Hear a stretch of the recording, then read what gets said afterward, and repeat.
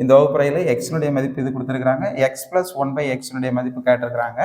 இப்போ நம்ம என்ன பண்ண போகிறோம்னா இந்த ஃபார்முலாவில் இந்த எக்ஸினுடைய மதிப்பை பிரதியிட போகிறோம். இப்போ 7 - 4√3 கூட்டல் 1/7 - 4√3.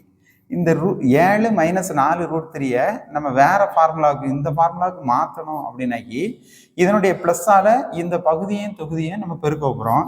அப்போ 7 - 4√3 கூட்டல் 1/7 - 4√3 பெருக்கல் இதனுடைய ப்ளஸ்ஸால் நம்ம பெருக்குவோம். 7 + 4√3 இங்கே மேலே தொகுதியிலையும் 7 + 4√3 போட்டுக்கிடுங்க.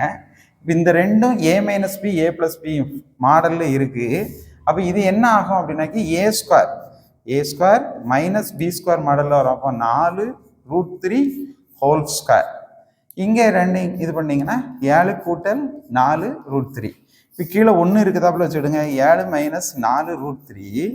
இப்போ இது சுருக்கணும் அப்படின்னோம்னா நமக்கு 7 - 49, அடுத்து கழித்தல் 4 - 16, அடுத்து √3 பெருக்கணும்னா வெறும் 3 கிடைக்கும்.